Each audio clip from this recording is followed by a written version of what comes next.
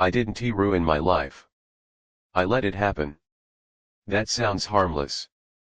Passive. Almost innocent. But it's the most dangerous thing I've ever done. I didn't wake up one day and choose the wrong path. I didn't betray anyone. I didn't make a single catastrophic decision that could explain where I ended up. If you looked at my life from the outside, you'd struggle to find the mistake. That's what makes it so hard to talk about. My life didn't fall apart.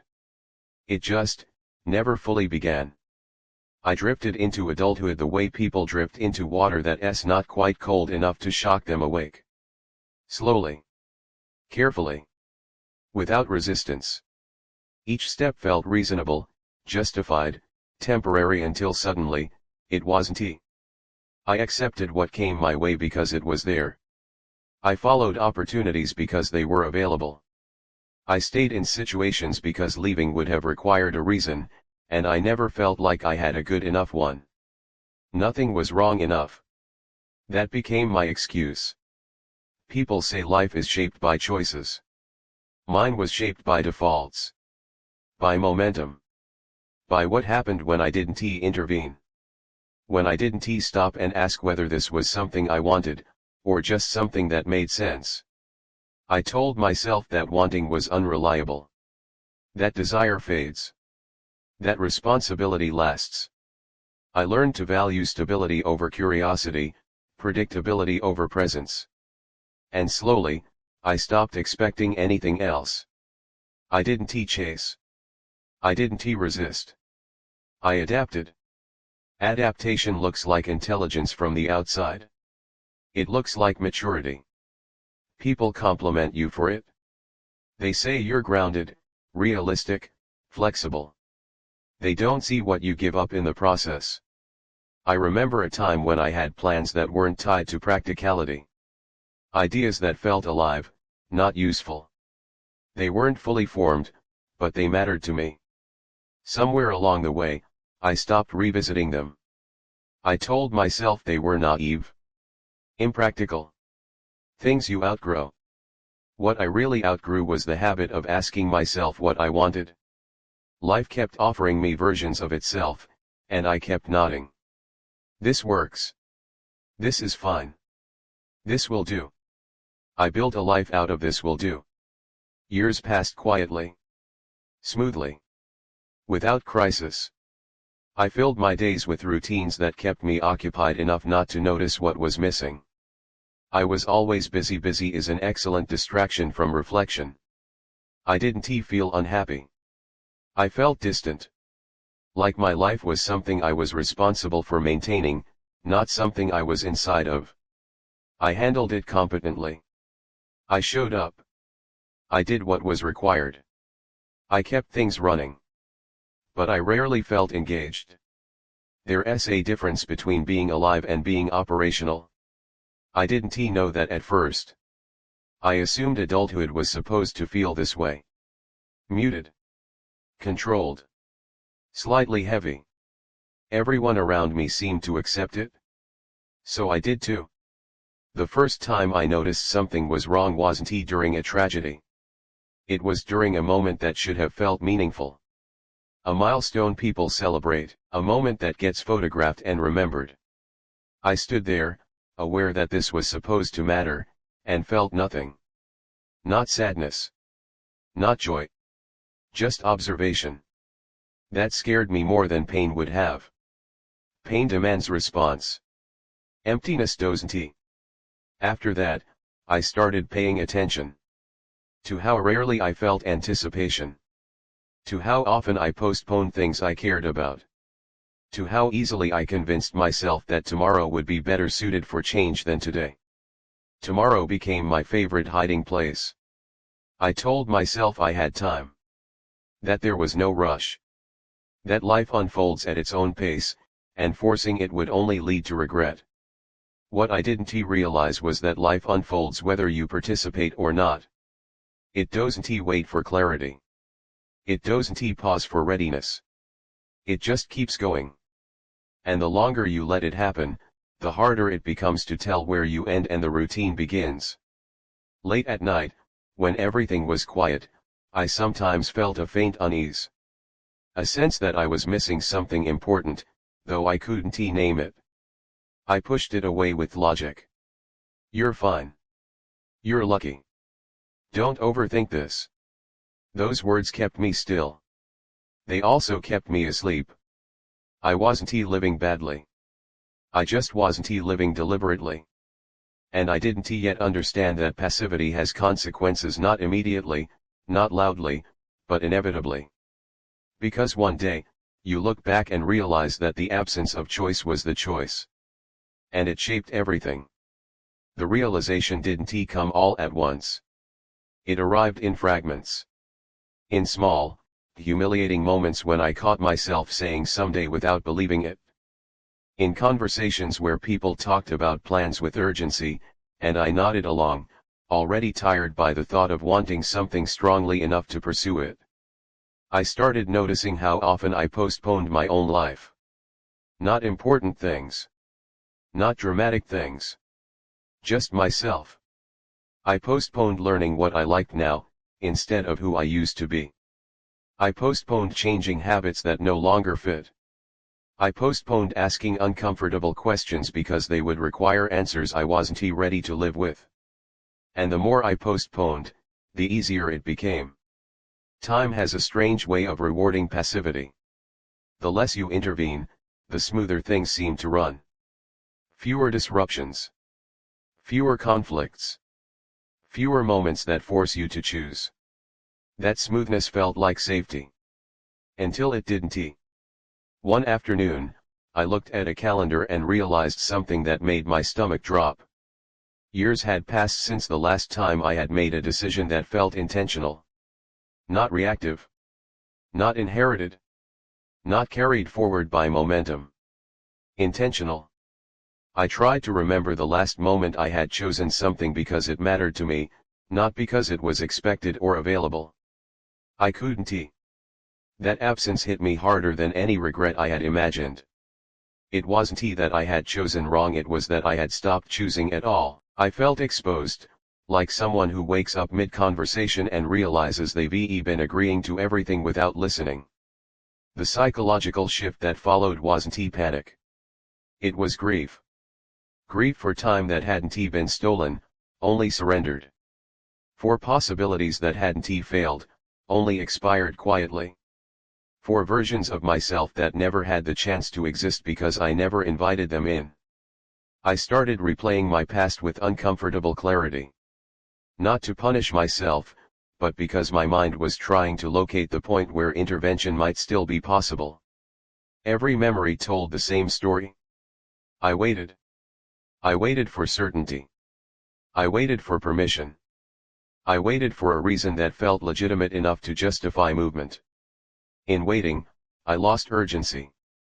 And urgency, I realized, is what turns intention into action. Without it, desire stays theoretical. I began to feel restless in a way that didn't match my circumstances. Everything around me was stable, predictable, intact. But inside, there was pressure like a current pushing against me, asking whether I was going to move or keep floating. That's when the breakdown started to form. Not loud. Not visible. It showed up as impatience with routine, as irritability toward comfort, as a quiet resentment toward the life I had built by not resisting it. I felt like a guest in my own days. The moral dilemma emerged slowly, almost politely. Was it irresponsible to disrupt a life that worked? Was it selfish to want more when nothing was wrong? Did I owe my future to the past simply because I had invested time in it? I had always believed that change required justification. That dissatisfaction had to be extreme enough to warrant action. That comfort was something to protect. But what if comfort is not neutral? What if comfort, when prolonged without intention, becomes a form of avoidance? That question unsettled me.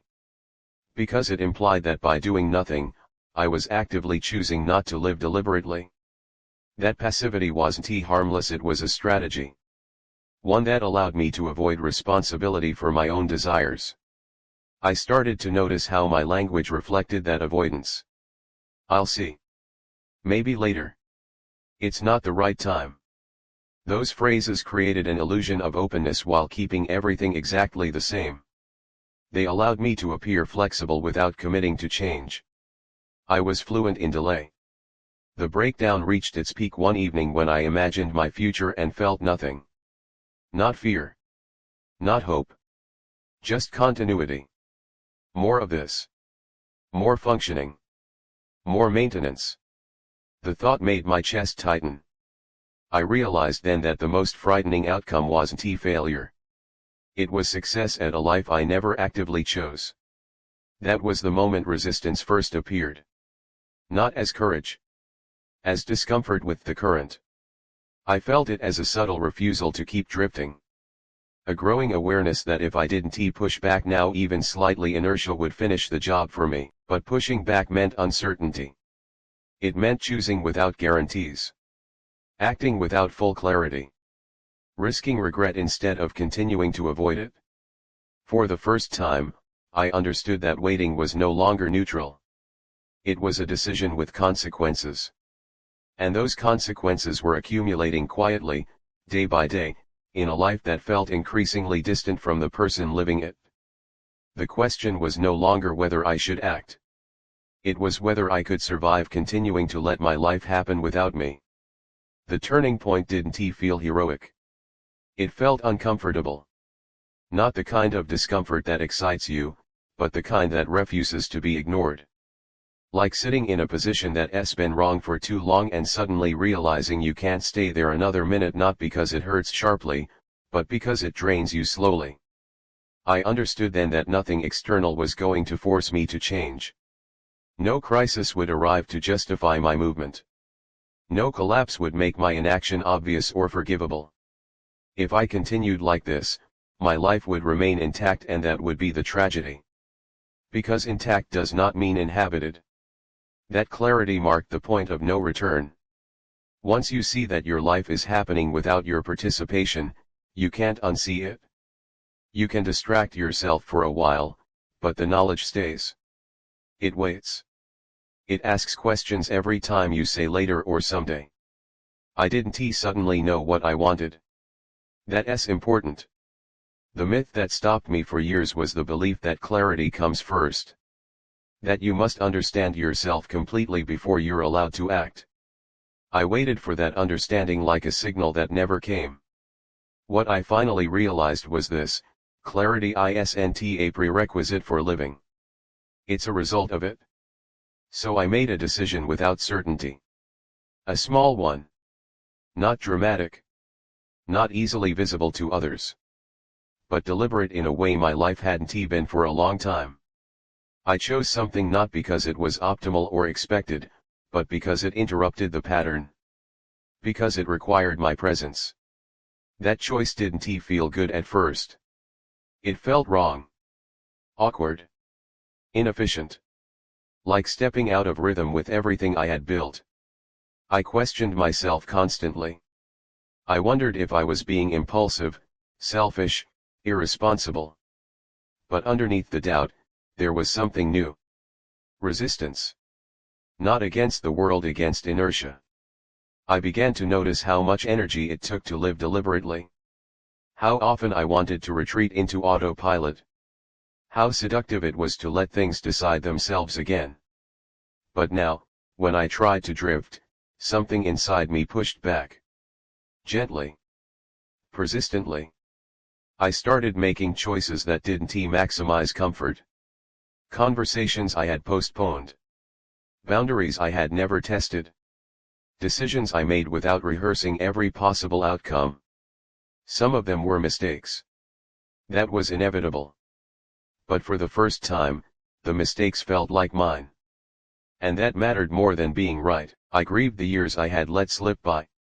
Not in a dramatic way, but honestly. I allowed myself to feel the weight of that loss instead of explaining it away. I acknowledged that some versions of my life would never exist now, and that no amount of late intention could resurrect them. That grief didn't paralyze me.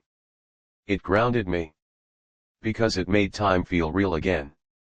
I stopped assuming I had it. I stopped treating it like a renewable resource. Each day became something I could either inhabit or surrender, not abstractly, but practically. I didn't reinvent myself. I didn't escape. I stayed, but differently. More awake. More accountable. Less willing to let default settings decide who I was becoming. Life didn't suddenly feel meaningful all the time. That's not how this ends. What changed was my relationship to it. I was no longer watching it unfold from a safe distance. I was inside it imperfectly, inconsistently, but consciously. I was choosing, even when the choices were small, even when they scared me. And slowly, presence returned. Not as constant joy, but as engagement. As reaction. As the sense that when something happened, it happened to me, not to a character I was maintaining. Here's the truth I learned too quietly and too late, but not too late to matter. You don't wake up one day and realize you wasted your life. You realize it in increments.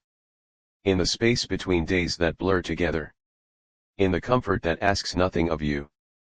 In the absence of resistance. And you don't reclaim your life by changing everything. You reclaim it the moment you stop letting it happen without you. That was my second chance. Not to start over, but to finally arrive.